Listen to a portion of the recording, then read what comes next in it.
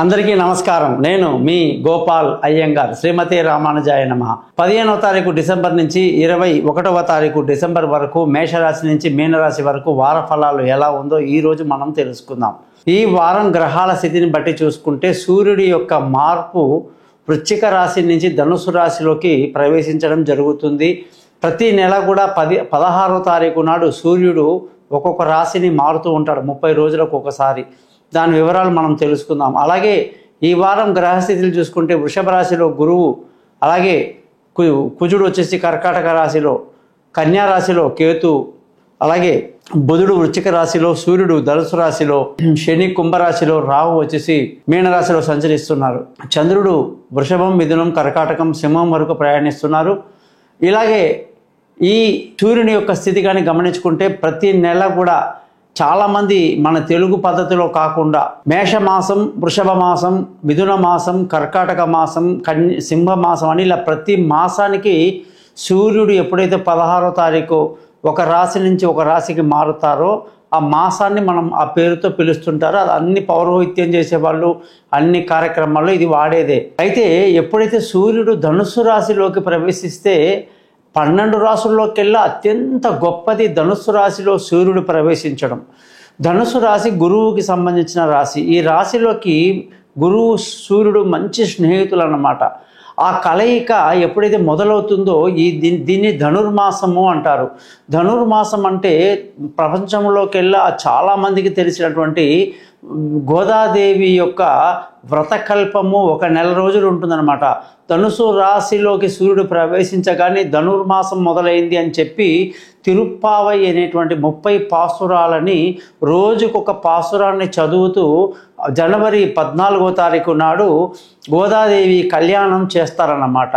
ఒక ఆళ్వారులు అంటే గోదాదేవి ఆండాలమ్మ తన యొక్క జీవిత లక్ష్యం కేవలం నారాయణుణ్ణి వివాహం చేసుకోవాలి అనే తపనతో ఆవిడ చేసినటువంటి ప్రయత్నమే ఈ తిరుప్పావై 30 పాసురాలు. ఈ 30 పాసురాల్లో ఒక్కొక్కటి ఒక్కొక్క రోజు చదివితే అద్భుతంగా ఉంటుంది. అసలు భగవంతుడి యొక్క లీలల్ని ఇంత PhD చేసి ఇంత అద్భుతంగా చెప్పగలరా? దీనికి విష్ణు సహస్రనామం, లలితా సహస్రనామాలు, వేదాలు, ఉపనిషత్తులు ఏవి పనికిరావు. ఈ 30 పాసురాలు దాని అర్థం చదువుకుంటే కృష్ణుడితో మనం ఏకమైపోయి ఆయనతోనే మనం ఉండడం అనేది అద్భుతంగా చెప్పడం జరుగుతుంది. ఈ విషయాలన్నీ ప్రతి రాశిలో మనం తెలుసుకుందాం.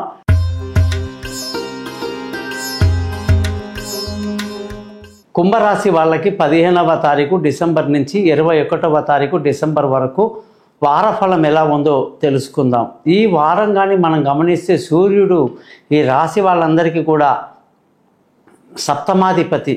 అటువంటి శుభుడు అయినటువంటి ఈ సూర్యుడు ధనుసు రాశిలోకి ఎంటర్ అవ్వటం అనేది ఎంతవరకు మంచిది మనకి అని ఆలోచిస్తే సూర్యుడు 16వ తారీఖు నాడు ధనుసు రాశిలో 1 నెల రోజులు ఉంటాడన్నమాట. దీన్ని బట్టి చూస్తే భార్యాభర్తల మధ్య చక్కటి అన్యోన్యత కలిగి ఉంటారు. అన్ని మిస్అండర్స్టాండింగ్ తొలగిపోతాయి. దూరంగా ఉన్న భార్యాభర్తలు కలుసుకుంటారు. పెళ్ళి కాని వాళ్లకు పెళ్ళి కుదురుతుంది. పార్ట్నర్షిప్లో వ్యాపారాలు కలిసి వస్తాయి. ప్రేమికులు అనుకున్న వ్యక్తిని అనుకున్నట్టుగా వివాహం చేసుకునే అవకాశాలు కూడా ఈ యొక్క ధనుస్సు రాశిలోకి సూర్యుడు ప్రవేశించడం అనేది ఎంతో మంచిది. ఈ కుంభరాశి వాళ్ళకి ఈ వారమంతా ఎంతో అనుకూలంగా ఉంది. విందులు వినోదాల్లో పాల్గొంటూ సంతోషంగా ఆనందంగా గడుపుతారు. ఈ వారంలో ధన ఆదాయం బ్రహ్మాండంగా ఉంది. కుటుంబ సంతోషం ఏమాత్రం తగ్గదు. అనేక రకాలుగా డబ్బు సమకూరుతుంది. కుటుంబ సంతోషం అనేది మీకు ఎప్పటికీ ఉంటుంది. బంధువుల, స్నేహితుల సహాయ సహకారాలు మెండుగా ఉన్నాయి. చిన్ననాటి స్నేహితులు, అనుకోని స్నేహితులు మనకి అనుకున్న సమయానికి సహాయం చేయటం మీకు ఎంతో ఆశ్చర్యానికి గురి చేస్తారు. మానసిక ధైర్యాన్ని బాగా కలిగి ఉండి అందరికీ సహాయం చేసే గుణాలు కలిగి ఉంటారు. విలువైన వస్తువులు, భూములు, ఇల్లు, వాహనాలు ఏదైనా సరే కొనడానికి మీకు ఏమాత్రం కూడా అనుకూలంగా లేదు. ఇలాంటి పరిస్థితిలోనే మీ జాతకాలు తెలుసుకోవాలి. అరే నేను ఈ వారంలో ఇల్లు కొందామనుకున్నా, బండి కొందామనుకున్నా, భూమి కొందామనుకున్నా, విలువైన వస్తువులు సంపాదిద్దామనుకున్నా, ఈయనేమో బాగలేదంటాడు. ఎట్లాగా? జాతకంలో కానీ మీ లగ్నము, నక్షత్రము, రాశిని బట్టి, దశని బట్టి టైం బాగుంటే ఖచ్చితంగా కొనవచ్చు, తప్పు లేదు. కానీ అది బాగలేక ఇది బాగలేకపోతే మొత్తం పోయింది అంటేగా. ఎంతమంది అలా జాతకానికి వస్తారండి నా దగ్గరికి, పోయింది అంటే ఎట్లా పోయింది? ఇగో ఇలాంటి టైంలో చేస్తారు కాబట్టి. స్థిరచర ఆస్తులు కొనాలన్నా అమ్మాలన్నా ఈ వారం మీరు జాతకాలు ఖచ్చితంగా తెలుసుకున్న తర్వాతే ముందుకెళ్ళండి అని కుంభరాశి వాళ్ళకి నేను మరీ చెబుతున్నా. తల్లి ఆరోగ్యం కూడా జాగ్రత్తగా చూసుకోకపోతే అనేక ఇబ్బందులు వస్తాయి. సంతానం విషయంకి వస్తే వాళ్ళ చదువులు బాగుండి, వాళ్ళ విదేశీ యానాలు బాగుండి, దూర విద్య కోసం చేసే ప్రయత్నాలు, విదేశాల్లో ఉన్న పిల్లలు అనుకూలమైన కాలేజీలు, అనుకూలమైన సబ్జెక్టు తీసుకుని బ్రహ్మాండంగా ఉంటారు. ప్రయాణాలు సుఖవంతంగా ఉంటాయని బ్రహ్మాండంగా చెప్పొచ్చు. ఆరోగ్యం బాగుంటుంది, శత్రువులు మిత్రులవుతారు, అప్పుల బాధలు తీరుతాయి, అనేక రకాల శుభాలు ఉన్నాయి. భార్యాభర్తల మధ్య ముందుగా చెప్పినట్టు అనేక సంతోషకరమైన సందర్భాలు జరుగుతాయి. ప్రేమికులకు అనుకూలంగా ఉంది. చాలా మంచి వారంగా ఈ వారం చెప్పడం జరిగింది. అదృష్టంగానే చూసుకుంటే శుక్రుడు బ్రహ్మాండంగా వ్యయంలో ఉండిపోయాడు. అదృష్టమే లేకపోయింది. అదృష్టం బాగా తగ్గిపోయింది. తండ్రులు, పెద్దలు, మామలు ఎవరి నుంచి సరైన సహకారాలు రాక వాళ్ళ నుంచి మిస్అండర్స్టాండింగ్ పెంచుకోకుండా జాగ్రత్త పడడానికే జాతకం చూసుకోవాలి. మళ్ళీ ఉద్యోగస్తులు అందరూ కూడా బాగా శ్రమించాల్సి ఉంటుంది. తమకు రావాల్సిన పేరు ప్రఖ్యాతులు ఇతరులకు పోవటం మీకు ఇబ్బంది కలుగుతుంది. ఉద్యోగంలో శత్రువులు ఎక్కువ అవుతారు.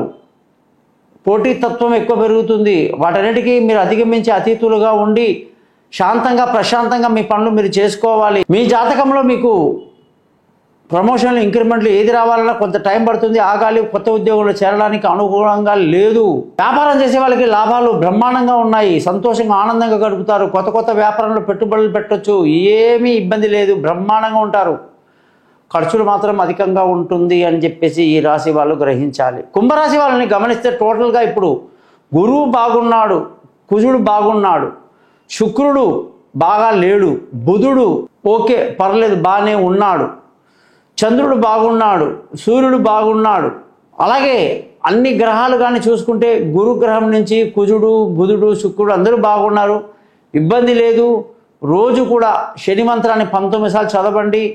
మీకు నచ్చిన వెంకటేశ్వర స్వామి గుడి కానీ, శివాలయానికి కానీ, ఆంజనేయ స్వామి గుడి కానీ వెళ్ళండి. శివుడికి పరిహారం మన శనిగ్రహానికి పరిహారం చేసుకోండి. రోజు విష్ణు సహస్రనామం చదవండి. మీకు తిరుగులేదు. ఆల్ సక్సెస్ అన్నమాట. నమస్కారం.